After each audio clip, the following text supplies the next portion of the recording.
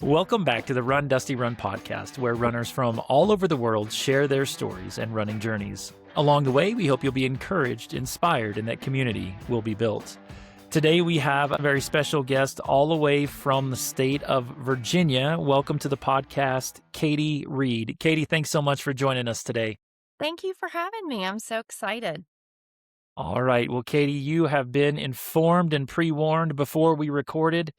It is icebreaker time, so the design behind this is just rapid fire. Are you ready? As ready as I'll ever be. Let's do it. All right, here we go. Caitie, if you could only run in one state for the rest of your life, which one would you choose? North Carolina. All right. Weirdest thing you've ever seen during a run? There was a boy, probably middle school age boy, with a parakeet on his shoulder. Running? Yes. Fantastic. Only in Virginia. Okay. That was actually in Virginia, yes. All right. What is the biggest ick in the running world today? It's a tough one. Biggest ick in the running world. I'm a big fan of humility, so maybe lack thereof. There we go. Trail race or road race? Trail race all day. Defend your answer. The wilderness and the snacks. What better than the scenery is the food. The food is top tier. The people are nice. Nobody cares how fast you're going or if you're walking because everybody's walking at some points. It's great. That's right. Here we go. This or that. Morning run or evening run? Morning. Hills or speed work? Hills.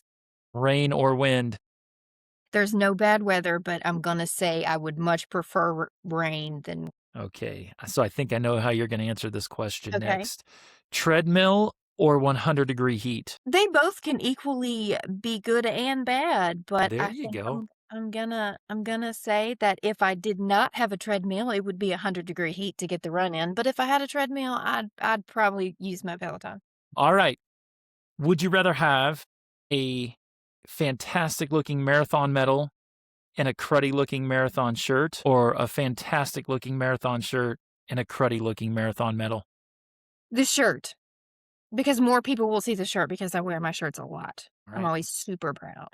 Finish fast or look good in the race photo? I will never look good in a race photo, so I'd rather have a strong finish.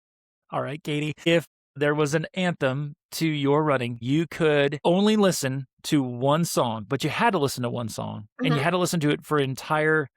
You know what? You're an ultra runner, so you had to listen to it for the entire ultra. What song are you listening to? So that is going to be What a God by SCU Worship, because I actually did do that at the 50K that I just ran in April. I got super anxious, and that song helps me. It grounds me.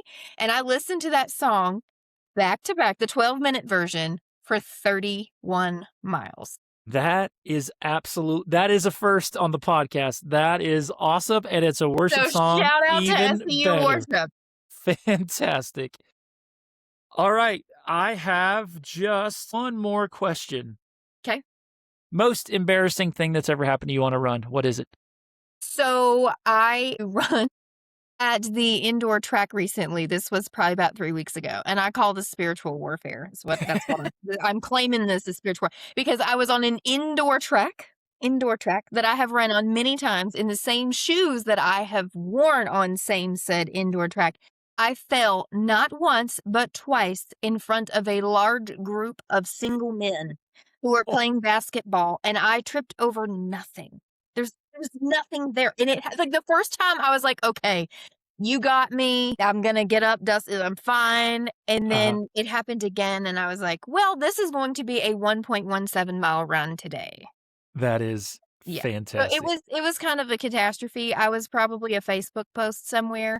Thankfully, I'm probably a lot older than them, so I'm not their friends on social media and don't know that they were probably like... So you won't be a meme or anything like that? I don't think so.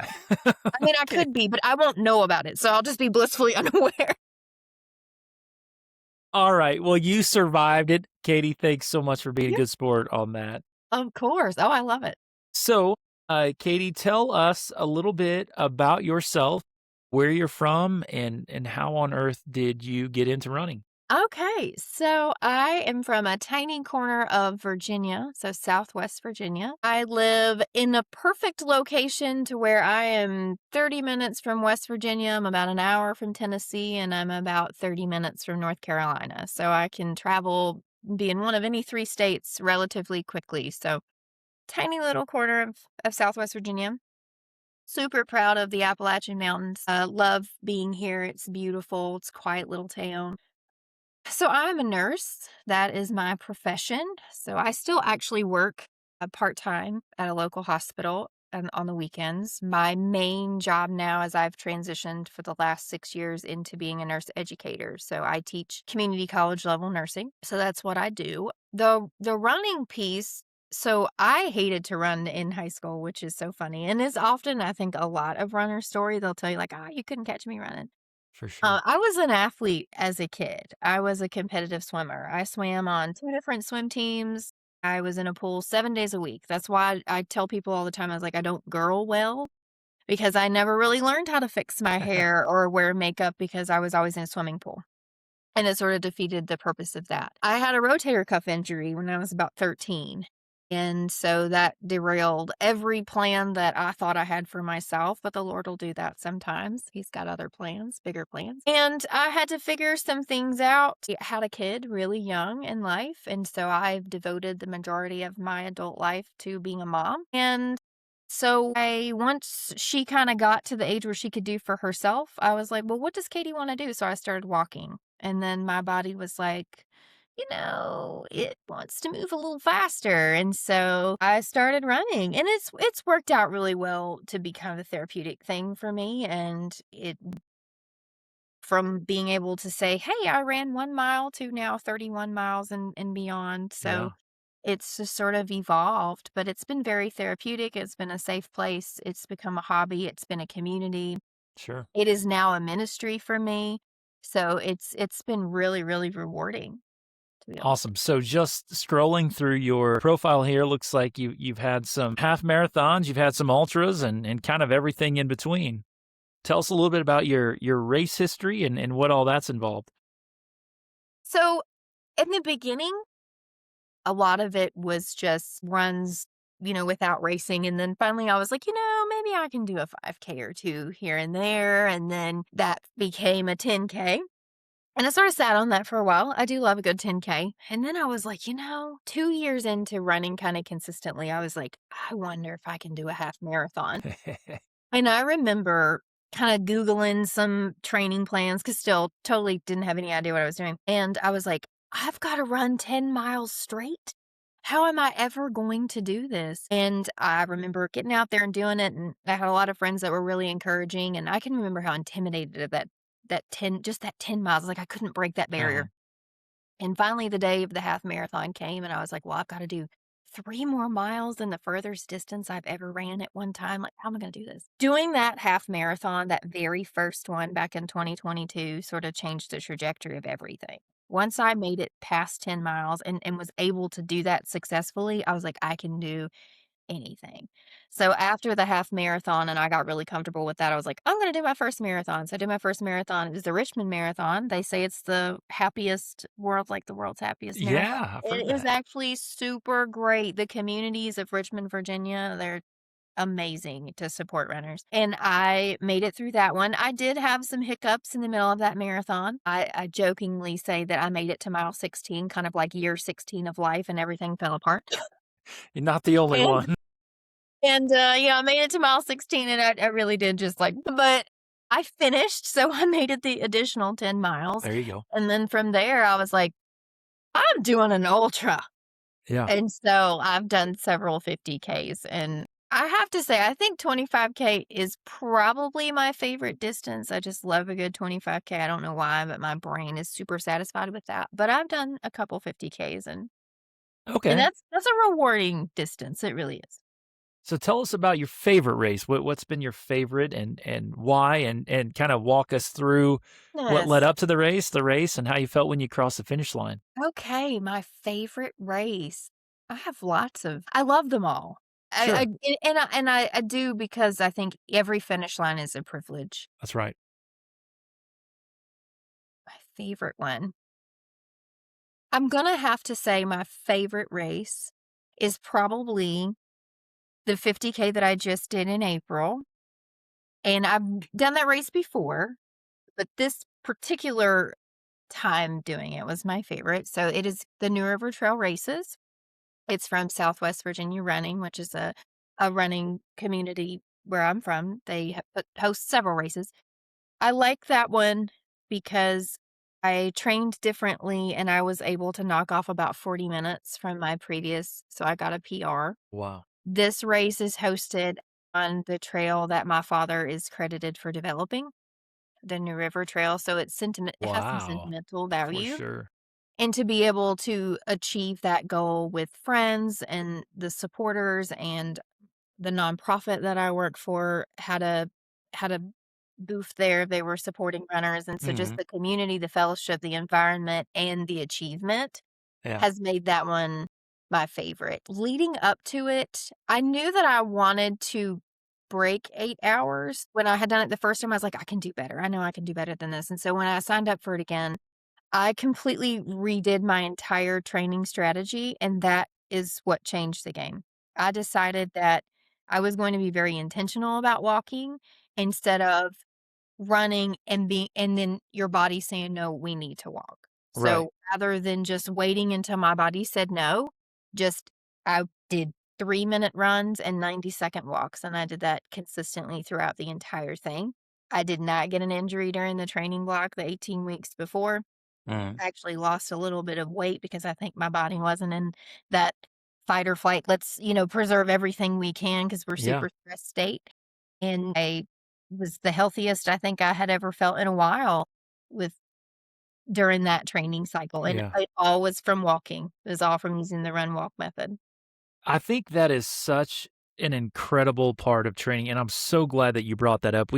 Katie, we have a lot of listeners. It's not like we have millions worldwide or anything, but we do have people from really all over the world, but certainly definitely all over the country as well, who who some are very experienced runners like yourself, but others are really kind of just starting out, and they're some of them just kind of struggling to get their foot out the door for the first training run of a 5K maybe that they have coming up, and so I think it's easy, to go on social media or even on Strava sometimes and see people with just these like blistering paces with these huge long distance. But like the reality is, we all started somewhere and none of us just started running a half marathon as our first run or a marathon or 50K. And just how important walk run intervals are, not just in training, but a lot of people now, as we see, like such as yourself, like you're doing it in races as well and having a lot of success. Yeah. It was the difference between an 8.5 hour time for me and a 7.5 hour. Like, it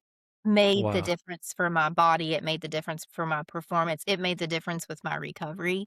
Mhm. It makes the difference for your mental health. It made it those long runs, I think the furthest distance that I typically do for a 50K will be about a 20 miler, Huh? kind of when I'm at peak. Yeah. And that can be daunting, Right. every week you're building the miles, you're going 14, 15, 16, Yeah. 17, 18. And those times when you look back and think, "Oh my goodness, 10 used to scare me," and then now I'm like, "I only have a half marathon left?" Yes. Yes.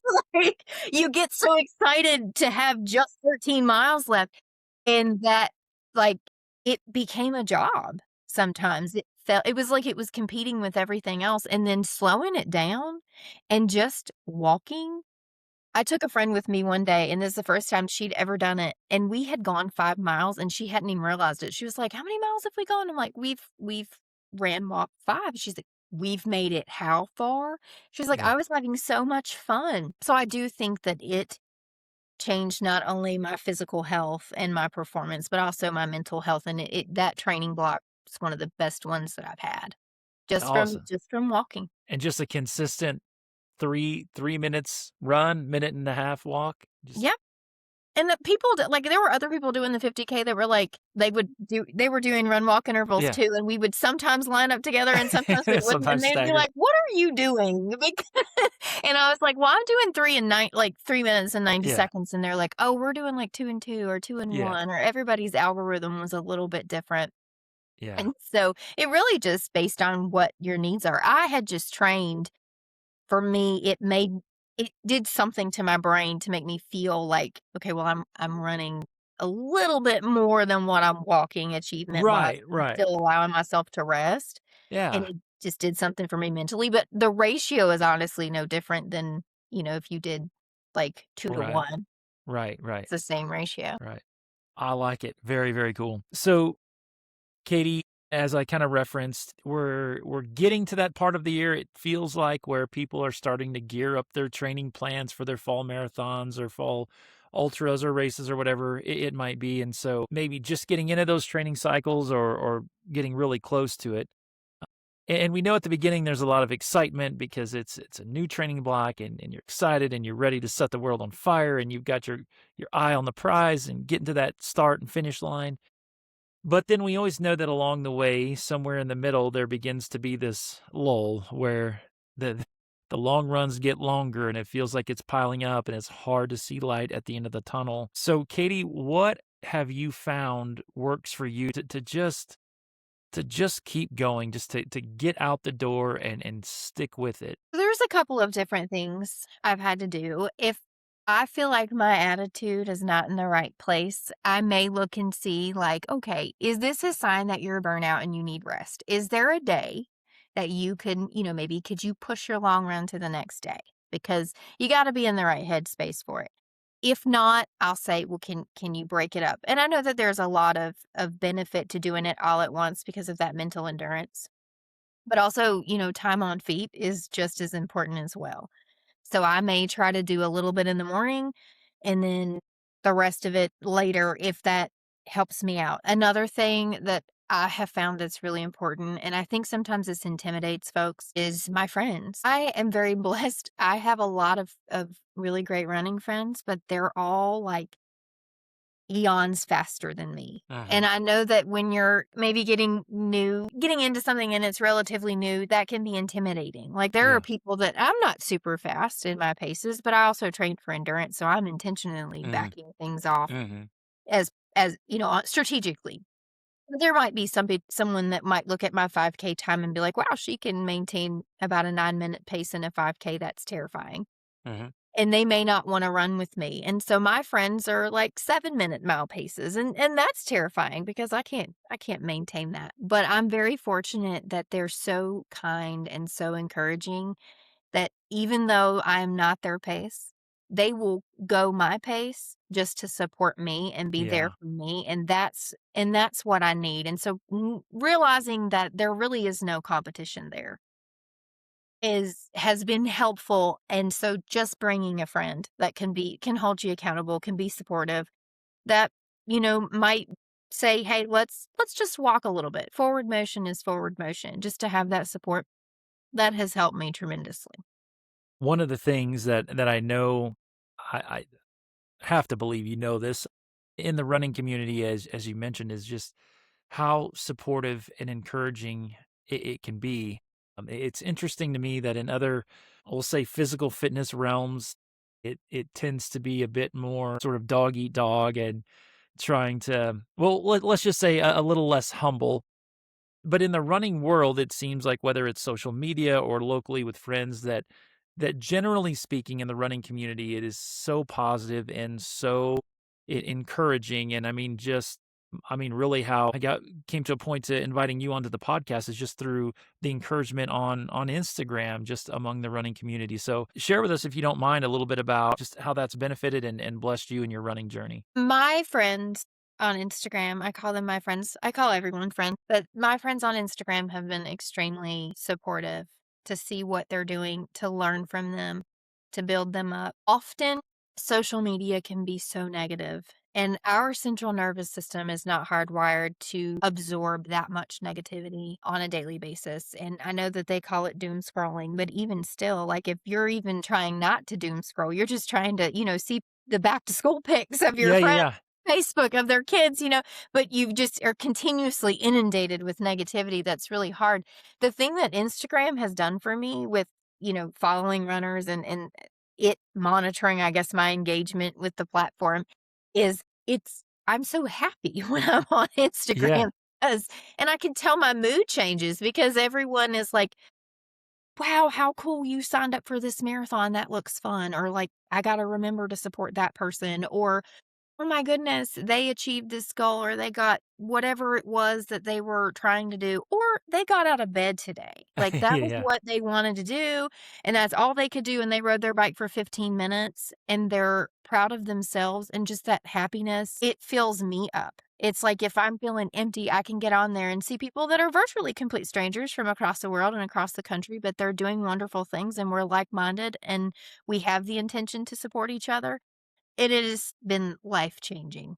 It Yeah. is very positive. So I've thoroughly enjoyed the connections that I have made with like-minded people, and I'm hopeful that one day, somewhere randomly, I'll be at a race and I might see somebody that I know that I've connected with virtually. It is the absolute best. I mean, it is among the best. There are a lot of huge blessings in life, but it is the craziest feeling. That actually happened to me this past year in Pittsburgh. I got a tap on the shoulder from a buddy of mine who lives in Pittsburgh, and I knew he was gonna be at the race, but I mean, with tens of thousands of people, I was like, what are the odds I'm really gonna see him?" And sure enough, I get a tap on my shoulder, and I turn around, and it's him, and it's kinda wild because this Instagram social media thing with supporting other runners all over the world is a ton of fun, but there's a reality, and even doing podcasts like this, such a healthy reminder that, like, these aren't internet characters. Right. They're real life human beings who have real life struggles and real life families and go through a lot of the same struggles as people and as runners as we all do. So with that being said, tell us, I know Caitie, you are such a positive influence for so many people, probably more than you realize. Who have been some of the biggest influences for you in your running journey? Oh, goodness. That one's tough. I mean, there's been so many positive people. I'm trying to pinpoint one person. I think my most recent inspiration has been just like the church congregation, my students, my children. I want to do better things for them. I'm trying to think of someone else who's helped me. I mean, I have lots of mentors and friends and that have contributed to my success. And that's a tough one. Normally I'm good at like I can do rapid fire answers, but I feel You're like right.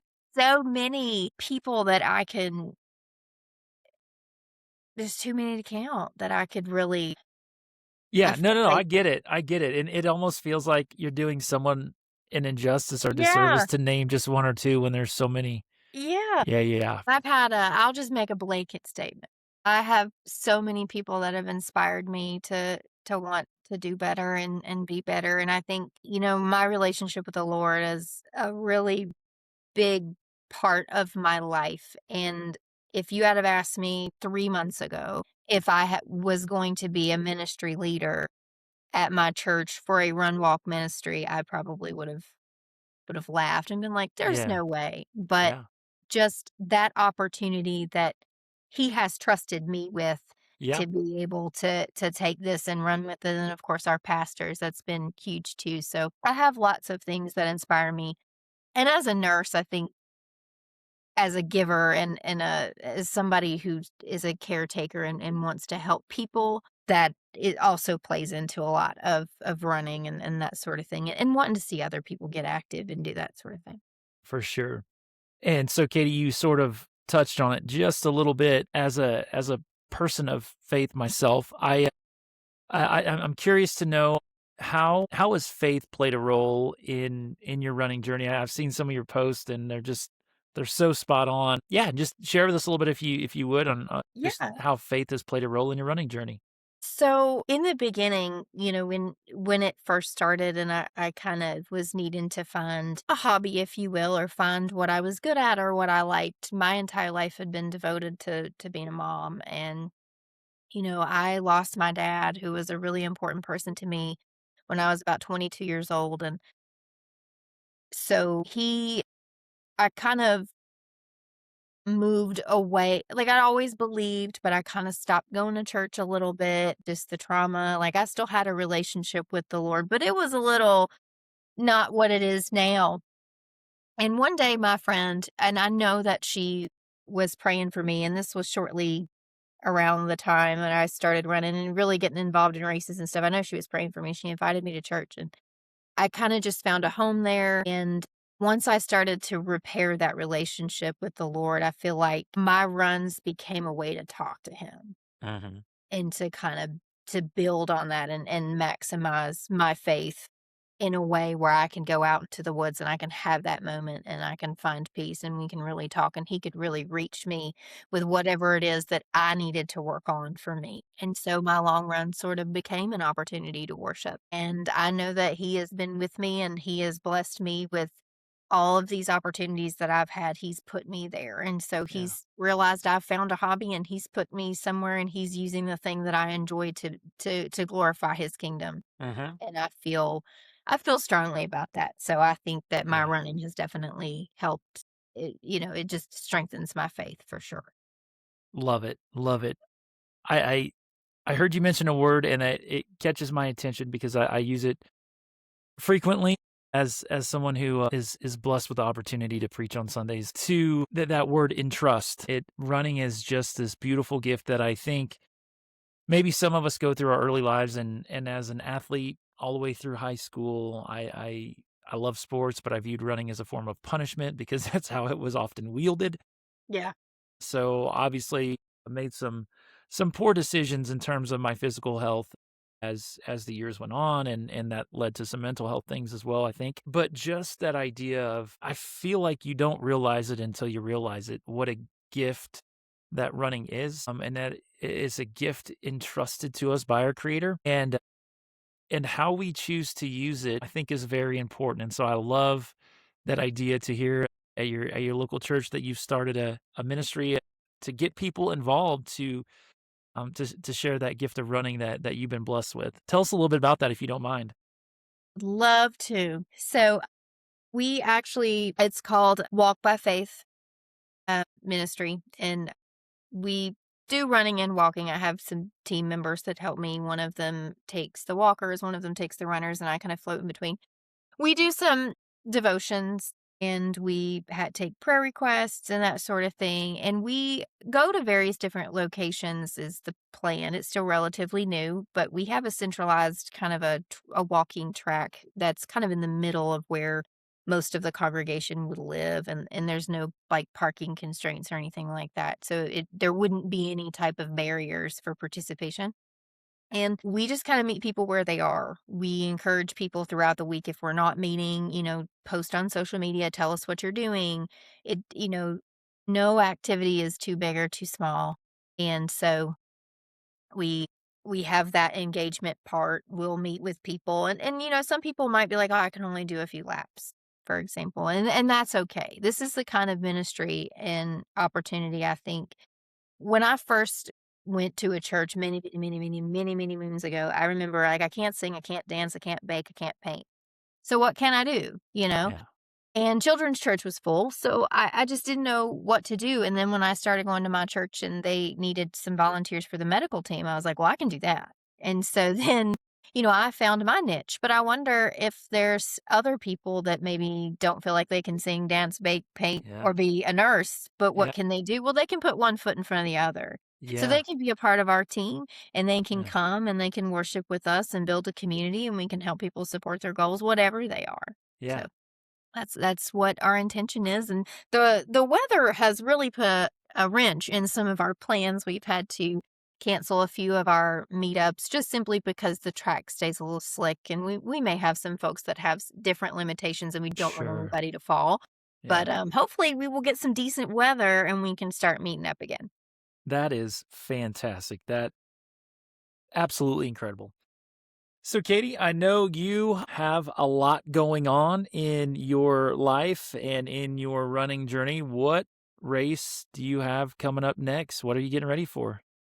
So I hopefully will still be able to participate in this. I hope. I think my schedule might get a little complicated with all of my jobs, but I'm signed up to do the 12-hour run for Run Damascus. And so it'll be just see how many miles I can get in for 12 hours. And then in October, I actually have two races on the same day because My goodness. I know, I love to support local communities and Yeah. local natural areas, and so there's this tiny little town in Giles County, Virginia, Appalachian Mountains. So Wolf Creek has a beautiful 10K run. I ran it last year. I'm going to do it again. And then that evening in Roanoke, Virginia, they have a nighttime all dark trail run for a trail series Wow. that I usually run. And so that's the same day, but they're several hours apart. So I'll get Yeah, some a rest nap and a in meal between. maybe, huh? Yeah, so it'll be about 10 miles. So the Okay. first one will be a 10K, and then the nighttime race will be about 4-ish miles. They're mountain miles, so, you're heavy on the ish. Yeah. But, yeah, so we're looking at about all day long, about 10 miles from the morning run and then the night run. Okay. Yeah, Very cool. yeah. All right. So, Caitie, tell us a little bit about in the running world with your experience, because again, I'm always trying to think of maybe like the newbie runners or the ones who maybe are a little timid and they've got a lot of questions. What do you see in the running world today is one of the biggest misconceptions? Well, I'm gonna circle back to the walking because I was guilty of this. Like, I think I had it in my head that I wasn't a runner if I walked, and I led myself to believe that. Even though if you had looked at me and said, "I had to walk for a minute," I would have given you 10 kudos, been Yeah. so proud of you and hyped you up. If I had done the same thing and if I had walked for a minute, I would have went home feeling like the biggest failure ever. And when I finally just broke whatever stronghold the enemy tried to have on my brain with that and was like, "You know what? No, you are this is using your brain. This is being smart. This is being strategic." So Yeah. that to me, I think is a little bit of a misconception. And I don't want to say that it's anybody's fault necessarily. I think it's just sometimes we put a lot of pressure on ourselves. Yeah. And so I'm talking to me here too. Like I'm super guilty of it. And I think just not allowing myself to be able to walk and thinking that that made me less of a runner is one thing that I wish that others like I wish I had have done that sooner. I think I would have Yeah. saved myself a lot more injuries Yeah. and a lot more just bad feelings about myself, Mhm. I think. Yeah, and it's crazy. I know I certainly in the marathons that I ran, the two of the better times that I've had, because I used to think where I'm like, like if I'm gonna reach out and grab this Gatorade, I'm gonna do it at full throttle. I'm gonna try to drink this Gatorade and not choke or Yeah. gag or spill it Yeah. all over myself, which I do every time because Every I'm time. clumsy. And so I'm like, chill out, man. Walk for 10 seconds while you drink this Gatorade so that you can throw it away in the trash can and not hit the poor volunteer in the face again. And what's interesting is both times that I've done that, in both races that I've just chilled out and done that, I've had my two best times. I think it's just such a mental game, but the reality is, and I mean, I can say with assurance that people have passed me and beat me in a race doing that walk run method. So definitely something to it. And I think we've all been guilty at some point in training of thinking when we first start out, like we just run as fast as we can, as far as we can. Yeah. And then we wonder why we get hurt or burn out. It's Yeah. whatever happens first. Yep. For sure. All right, Caitie, if you could give one piece of running advice to runners of all types listening or watching, what piece of advice would you give? I want this to be a good one. Gosh, there's so many things that I would share. Piece of advice. When it stops feeling fun, redirect. So if you're a road runner and you're feeling like it's a job, come find the trails. If you're on the trails and you're starting to feel like, hey, I'm not sure about this, find a new trail. Find a new state, find a new scenery, find a new goal. Like I have gotten into this big thing in my brain where I'm like seeking out inaugural runs. Like I don't know why I'm like obsessed with trying to run a race that's like a first time race. Yeah, So like if they're starting it for the first time, like I want to be there. Even though there's probably going to be hiccups and logistics and things like that because right. it's brand new and they've never done it before. I get such a rush from being at an inaugural run. Like I will seek them out. That's a challenge for me. That gives me that oh cool, let's go do this. So yes, it's trail running. It might even be road running because I did the Dollywood half. That was an inaugural run and that was on the road. But it was just finding that goal. So I redirected a little bit. So rather than chasing PRs or chasing something else, I decided, you know what? I'm going to just go find an inaugural run. So then it wasn't about pace. It wasn't about walking. It wasn't about any of that. It was about the goal was I'm going to go support this first year race Mhm. or something like that. And some people, they might be a 50 stater. That might be their goal. So it becomes Mhm. not about the time, not about the fueling strategy, but about, hey, I've checked off North Carolina off my list, or I've checked off Tennessee or Kansas or whatever state Yeah. that they want to do. So I think keeping it fun, and if it's not fun, just redirect your focus. All right, Caitie. Well, here we go. You seem to prefer the trail over road races, right? That's pretty evident, I think, right? Fair. Okay. If you could create, because I love this idea of this inaugural race. So Yes. if Caitie creates her ideal, we're gonna say trail race, Okay. Yes. what does Caitie's inaugural trail race look like? Where is it? What does it look like? What does the swag look like? Okay. What's the vibe? The vibe. So if I could do it anywhere, and I've even mentioned this, it would be in this tiny little bike park where I live. It's actually right off of the New River Trail. It's called the Hoover Mountain Bike Trails.